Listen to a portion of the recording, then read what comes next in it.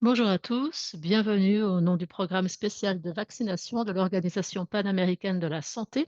Nous vous souhaitons une chaleureuse bienvenue à ce tutoriel vidéo pour installer et utiliser l'outil d'analyse de risque de polio. Dans le premier module, nous allons parler du téléchargement de l'outil d'analyse, explorer les fichiers et les dossiers qu'il contient et préparer également les cartes de notre pays pour produire les géocodes qui nous permettront de collecter les données au niveau administratif d'eux. Les données présentées dans cette vidéo sont complètement fictives, elles ont été créées à des fins éducatives uniquement. Toute ressemblance avec des données, des personnes ou des événements réels est purement fortuite et ne doit pas être interprétée comme une représentation exacte de la réalité. Ce contenu est conçu pour illustrer des concepts et promouvoir l'apprentissage par le biais d'exemples construits à cet effet. Cette vidéo se concentre sur 3 points. Comment télécharger l'outil, comment préparer les cartes nécessaires pour l'outil et comment remplir les informations utilisées par l'outil pour calculer l'analyse de risque.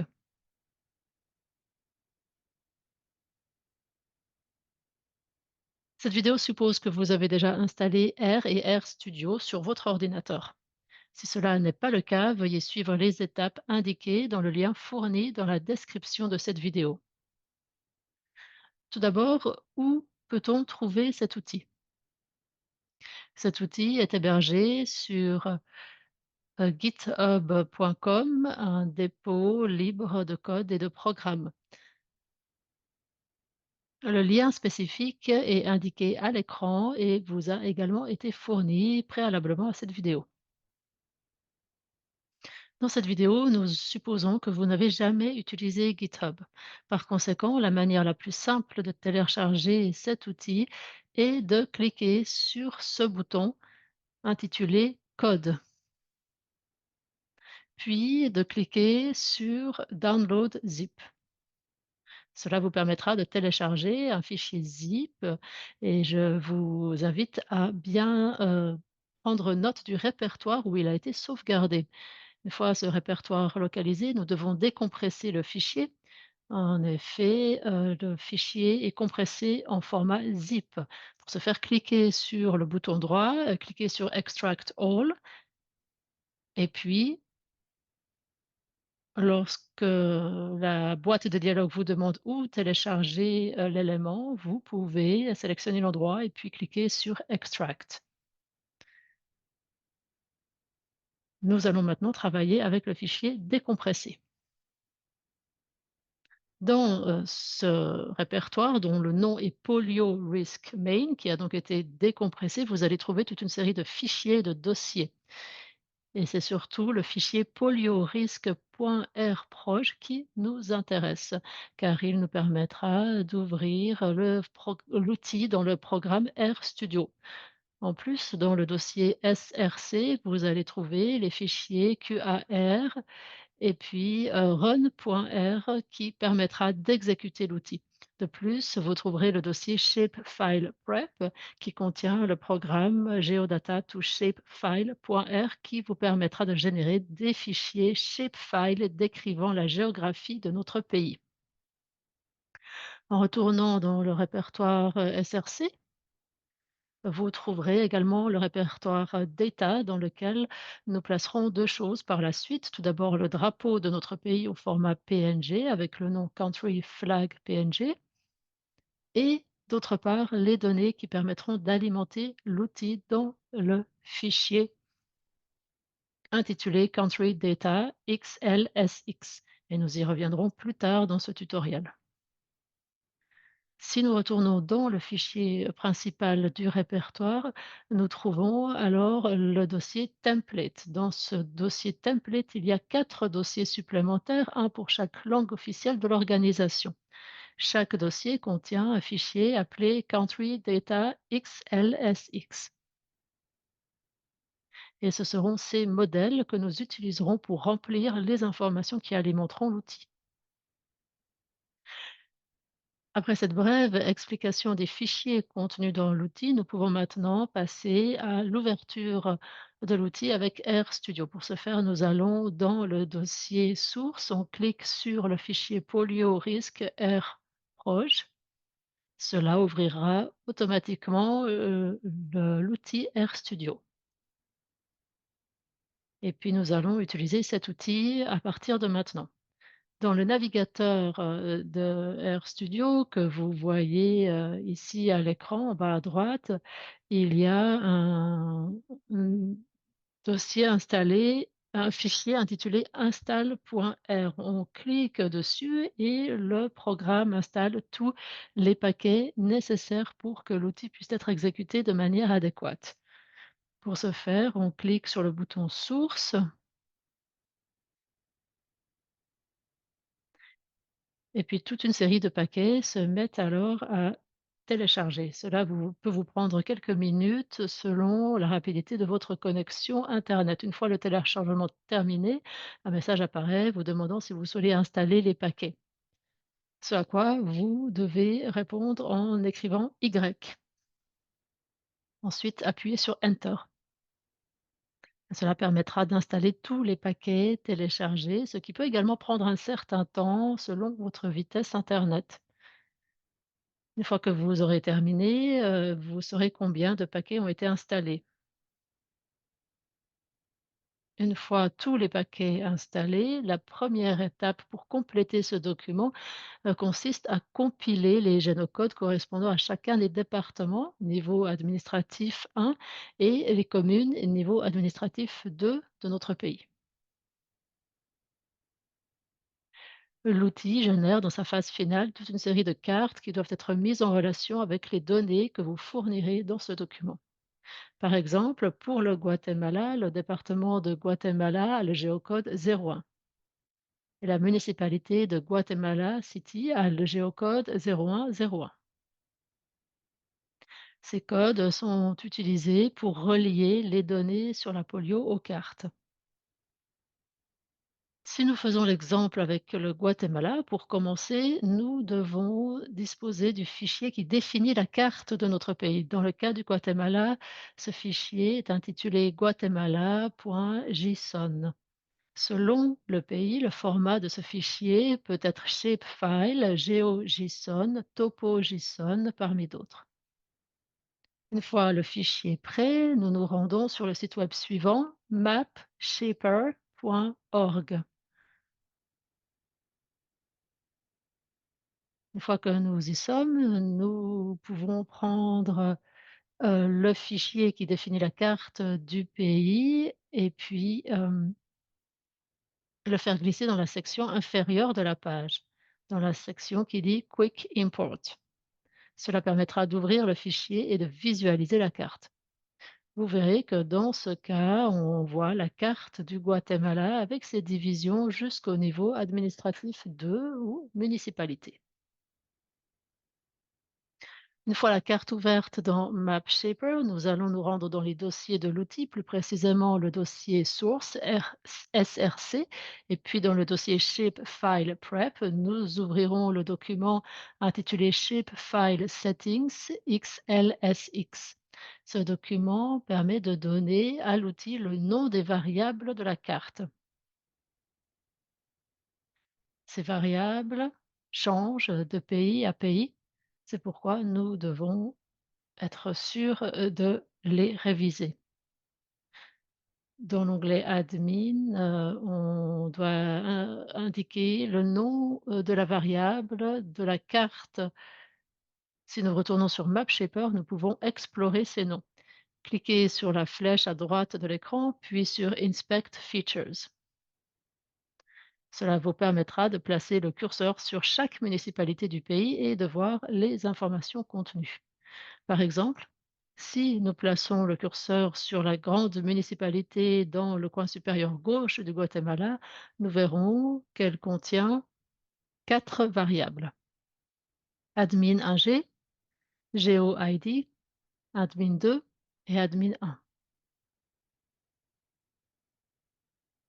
En remplissant cet outil, vous connaîtrez la distribution géographique de votre pays, il sera facile d'identifier les variables qui se réfèrent au nom et au géocode du niveau administratif 1 et les autres variables qui se réfèrent au niveau administratif 2. Par exemple, dans le cas du Guatemala, Nous savons que admin 1G est le géocode du niveau administratif 1 et que admin 1 est le nom de ce niveau administratif. De la même manière, GeoID est le géocode du niveau administratif 2 et admin 2 est le nom de ce niveau administratif. Une fois ces éléments identifiés, nous passons à Excel. Nous copions chacun de ces noms et les plaçons dans leurs champs respectifs. Nous copions le nom du géocode du niveau administratif 1, admin 1G, et nous le collons dans la ligne intitulée ID admin 1. Ensuite, nous copions le nom du niveau administratif 1 admin 1 et nous le collons dans la ligne admin 1 name. Puis nous copions le nom du niveau administratif 2, GeoID, et nous le collons dans la ligne intitulée admin 2 ID.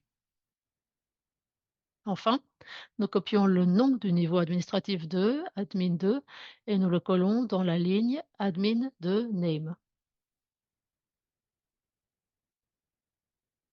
Après cela, il reste 3 lignes à vérifier. La première ligne, avec le type de fichier, nous demande si le fichier que nous utilisons est du type JSON ou de type SHP. Dans le cas échéant, nous savons que le fichier est de type JSON. On nous demande le nom du fichier. Il s'intitule Guatemala JSON et donc nous notons Guatemala dans la ligne. Enfin, dans la ligne géométrie, il s'agit de noter toujours géométrie, le nom reste le même. Nous pouvons faire un autre exemple avec un autre pays, par exemple en utilisant une carte du Paraguay.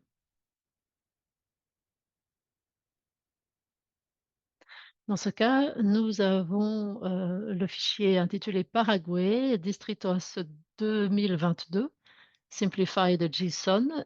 Si nous devions remplir le fichier Shapefile Settings avec les données du Paraguay, nous commencerions comme suit. Tout d'abord, le fichier est de type JSON, donc nous sélectionnons à nouveau JSON dans la première ligne. Ensuite, nous plaçons le nom du fichier qui, comme nous l'avons vu, est Paraguay Distritos 2022 Simplified. Après avoir fait cela, nous chargeons ce fichier sur mapshaper.org pour voir comment s'intitulent les variables de chaque niveau administratif.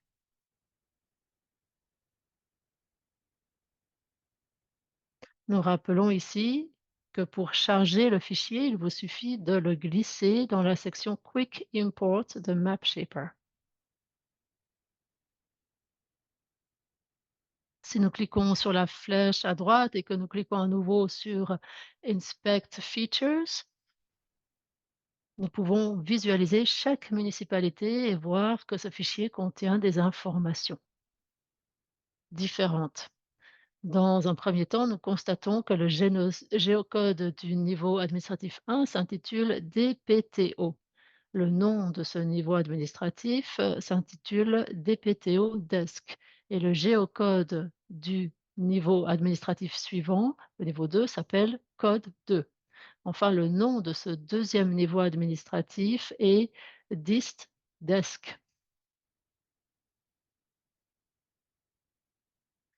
Après avoir identifié ceci, nous passons maintenant au remplissage de l'Excel.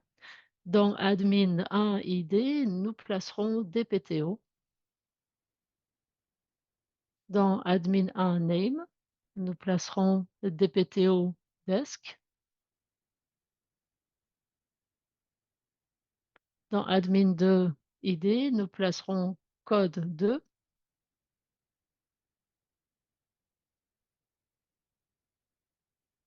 Et dans admin 2 name, nous placerons dist desk.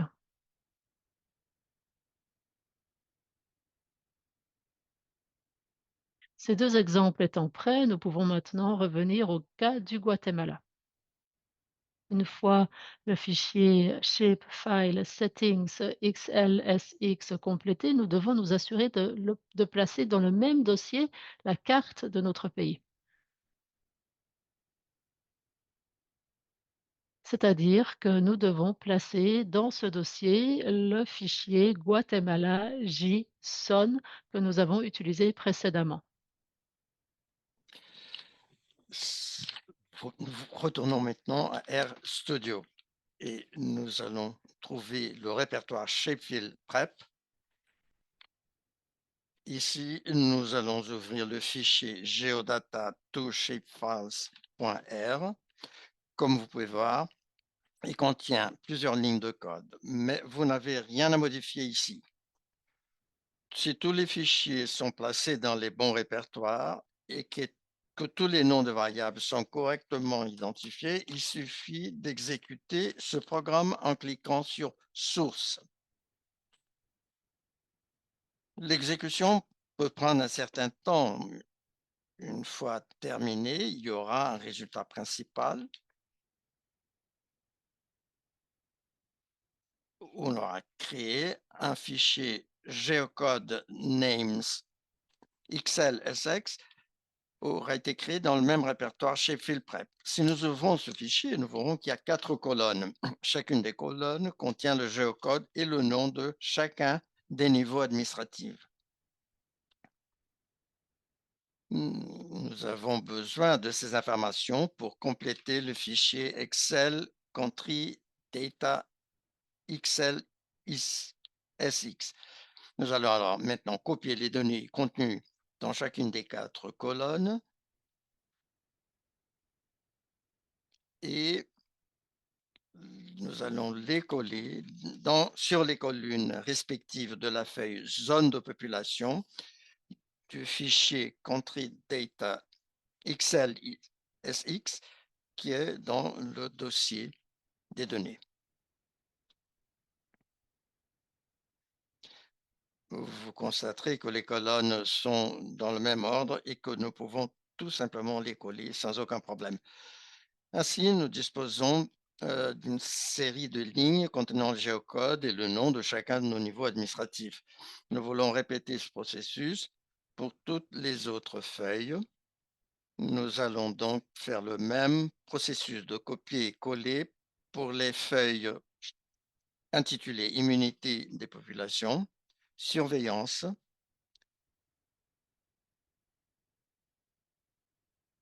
Déterminant et Foyer de MEV. Une fois cette étape franchie sur chacune des feuilles, nous disposons d'un modèle prêt à être utilisé pour la collecte d'informations. Et ainsi, nous arrivons à la fin de la première section de ce tutoriel. Dans la deuxième section, nous allons explorer le fichier Excel que nous avons vu brièvement à la fin du module précédent. Ce fichier devra être complété avec les informations relatives à votre pays et il vous servira de base à l'analyse des risques et à tous les résultats générés par cet outil.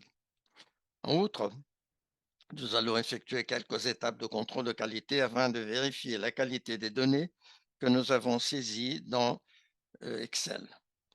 À la fin de cette vidéo, nous serons prêts à générer le tableau des résultats produits par cet outil.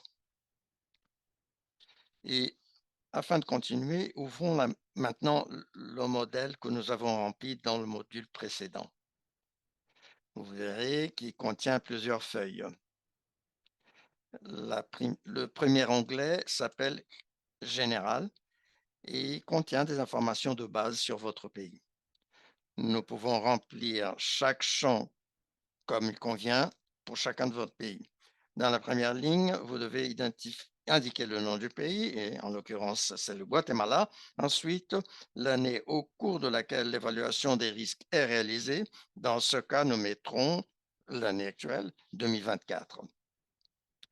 Nous choisissons donc la langue dans laquelle nous allons effectuer l'évaluation, qui dans ce cas sera l'espagnol, et pourquoi nous choisissons donc SPA.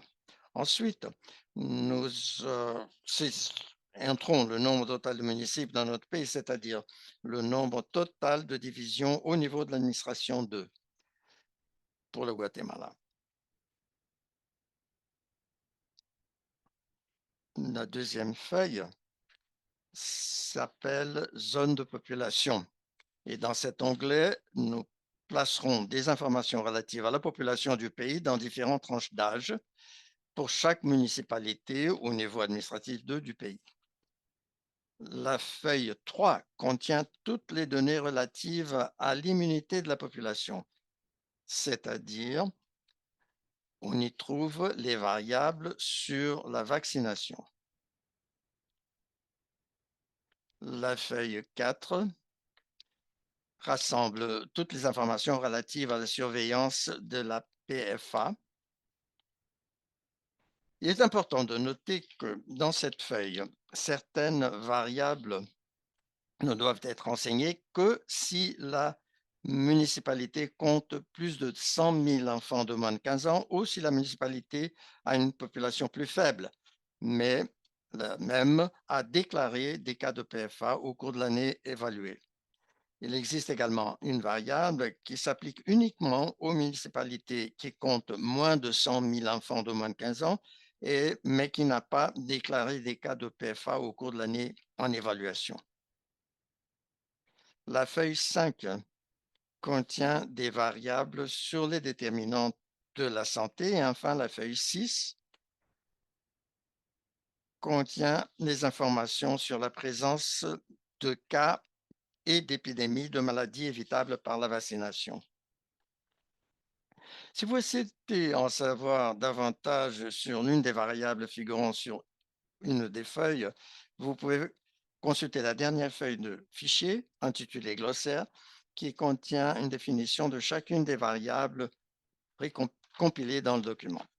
Et votre tâche maintenant consiste pour chaque feuille et chaque ligne Excel, remplir les informations requises pour chaque colonne. Supposons par exemple que les données aient déjà été remplies. Pour cela, nous avons un exemple de fichier countrydata.xlsx déjà rempli avec les informations pour le Guatemala. Pour permettre à l'outil de lire ce fichier, nous devons le sauvegarder dans le dossier Data qui se trouve dans le dossier source SRC du projet. Nous déplaçons ce fichier dans ce répertoire et une fois cela fait, nous pouvons passer à nouveau à RStudio. Nous sommes presque prêts à générer le tableau de bord final. Cependant, avant de passer à cette étape, nous devons effectuer une analyse de la qualité de nos données afin de détecter toute erreur de saisie dans la feuille Country Data XLSX. Pour ce faire, nous ouvrons RStudio, nous nous rendons sur le répertoire principal de l'outil et nous ouvrons le fichier QA.R. Ce fichier dispose d'un nombre de lignes de code que nous n'allons pas changer, mais nous allons l'exécuter en appuyant sur le bouton source. Dans certaines versions, cela peut apparaître comme Run Up. Ce programme va analyser la qualité de nos données et va produire un rapport qui va ouvrir automatiquement dans une autre fenêtre. Le processus d'analyse étant prêt, nous constatons qu'une fenêtre avec le titre Incorrect QA et un X rouge s'est ouverte. Cela veut dire qu'il y a des erreurs dans notre fichier et qu'il est nécessaire de les vérifier avant d'exécuter le tableau de bord final. Pour voir quelles sont ces erreurs, nous cliquons sur le bouton Télécharger le rapport, ce qui ouvrira une boîte de dialogue qui va nous demander où nous voulons sauvegarder le rapport. Nous devons choisir un dossier dont nous nous souviendrons facilement et puis le sauvegarder. Si nous passons maintenant au dossier où nous avons enregistré le rapport et nous l'ouvrons avec Word, nous verrons un document intitulé Examen de la qualité des données. Ce document contient 7 sections. La première section examine la qualité de nos shapefiles, à savoir les fichiers que nous avons utilisés pour définir la carte de notre pays. Nous constatons que dans ce cas, il n'y a aucune erreur. La carte a été bien correctement imprimée. Si nous passons maintenant à la section suivante, intitulée Données générales, nous constatons qu'elle correspond à la première feuille Excel que nous avons remplie. Nous constatons que le programme n'a pas trouvé d'erreur dans cette partie.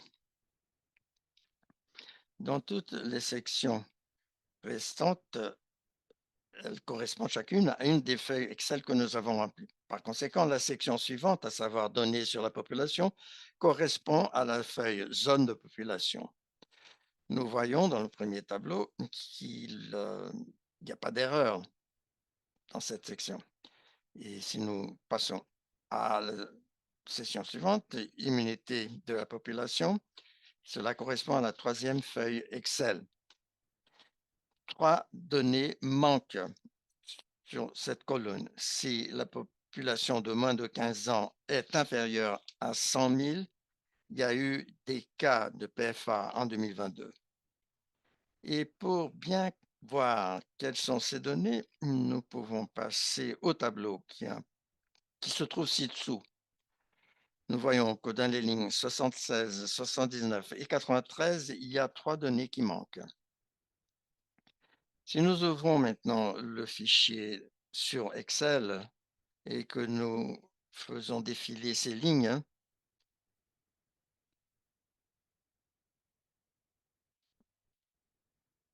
nous constatons que nous n'avons pas rempli cette colonne pour ces 3 lignes. Une erreur qui doit être corrigée. Un autre exemple. Pour cette même section, nous voyons qu'il y a 2 données qui manquent dans le champ polio campaign with coverage greater than 95%. Campagne de polio avec une couverture supérieure à 80%. Si nous passons au tableau correspondant, nous constatons qu'il y a un tableau avec 10 lignes. 2 de ces lignes contiennent NA, c'est-à-dire les 2 données qui manquent. Et les autres lignes contiennent le texte oui et non en minuscules. Si nous nous déplaçons vers Excel maintenant, nous pouvons trouver dans les lignes 249 et 315 les données qui manquent.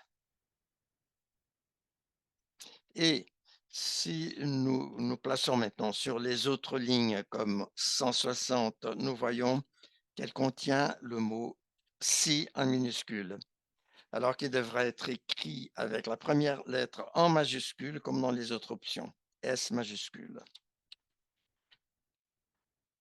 Si nous corrigeons ces erreurs et nous exécutons le programme QAR à nouveau, nous verrons qu'elle n'apparaît plus dans le document.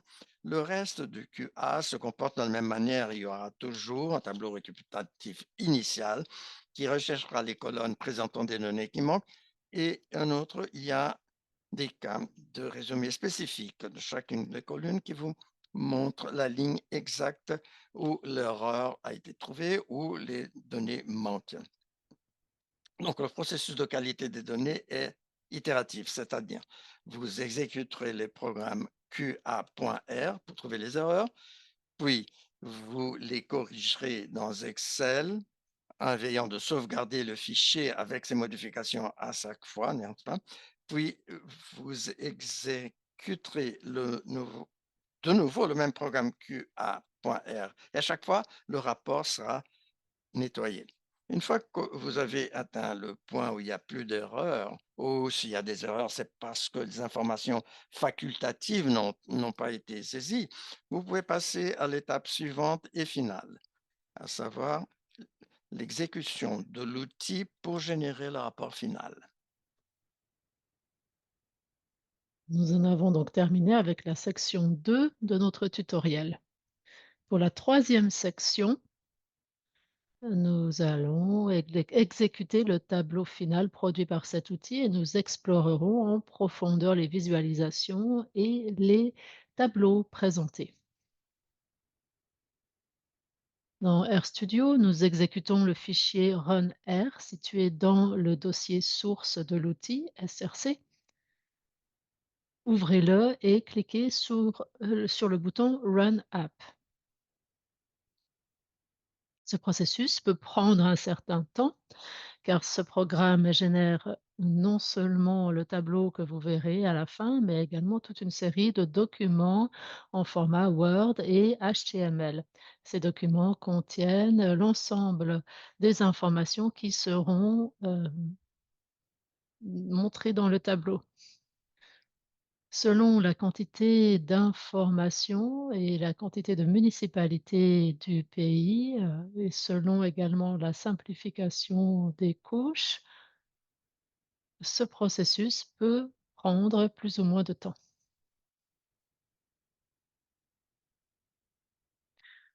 Vous verrez à l'écran s'afficher un indicateur du pourcentage d'exécution. Une fois ce processus terminé, un tableau de bord s'ouvre. Ce tableau de bord est le produit final de l'outil.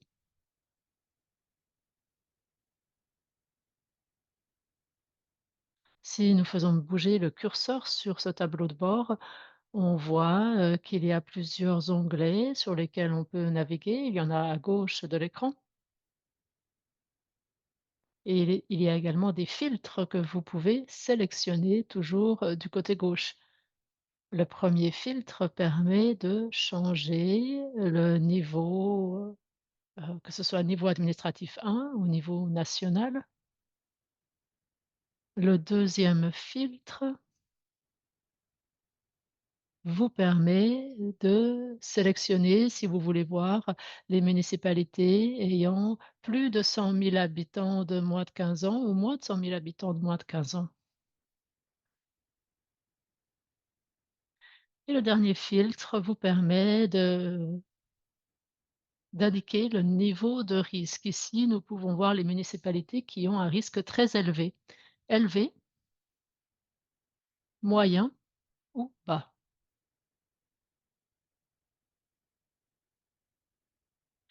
À chaque fois que vous interagissez avec l'un de ces filtres, les graphiques, les tableaux et les indicateurs affichés à l'écran se modifient.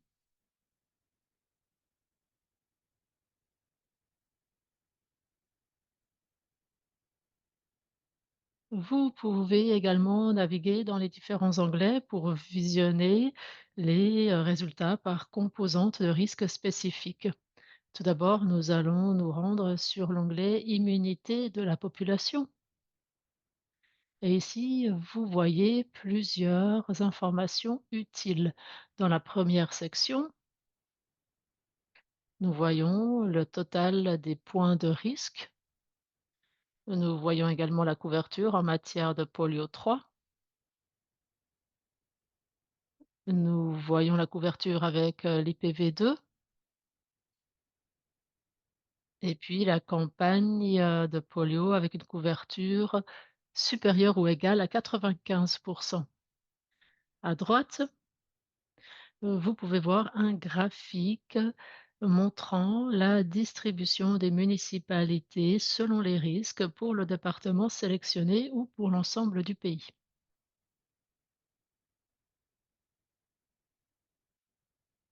Nous avons également un onglet où il y a un tableau de données. Ce tableau est interactif et il vous permet de visionner le niveau de risque dans chacune des municipalités. Ces tableaux peuvent être téléchargés de manière indépendante en utilisant les boutons situés dans la partie supérieure. Si vous vous rendez dans l'onglet Indicateurs de surveillance, vous verrez que la structure est passablement similaire, mais les catégories de risque changent. Dans ce cas, il s'agit d'indicateurs de risque. Pour les indicateurs de surveillance, nous avons les points de risque, les unités de notification, les taux de paralysie flasque aiguë, notification opportune, enquête opportune, échantillon adéquat, suivi des cas et recherches actives réalisées. De la même manière, on a un graphique et un tableau qui peuvent être utilisés et téléchargés de manière indépendante.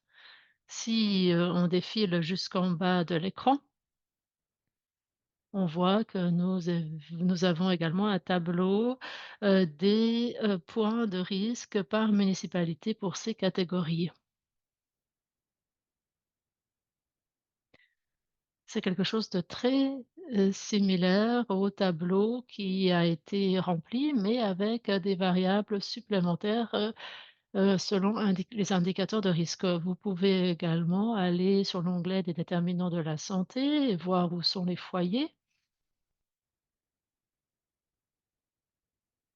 Ici, c'est la partie interactive de l'outil. Il y a une fonctionnalité supplémentaire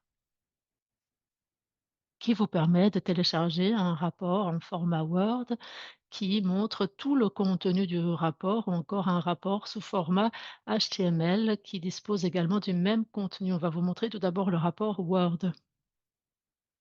Si vous cliquez sur, le bouton Word, vous arrivez dans un encadré où vous devez déterminer où télécharger le fichier. Nous allons le télécharger à l'endroit désiré, dans notre dossier des téléchargements. Si on ouvre le rapport en format Word, maintenant, on voit qu'il y a tout d'abord une petite description des informations qui vont être présentées et puis il y a tous les graphiques, toutes les cartes et toutes les visualisations que nous avons pu rencontrer dans les différentes sections du rapport. Avec cela, nous avons terminé ce tutoriel qui vous permettra d'utiliser cet outil d'analyse de risque de polio. N'hésitez pas à contacter l'OPS, l'équipe vaccination de l'OPS, si vous avez besoin d'une aide spécifique, si vous rencontrez des problèmes sur cet outil.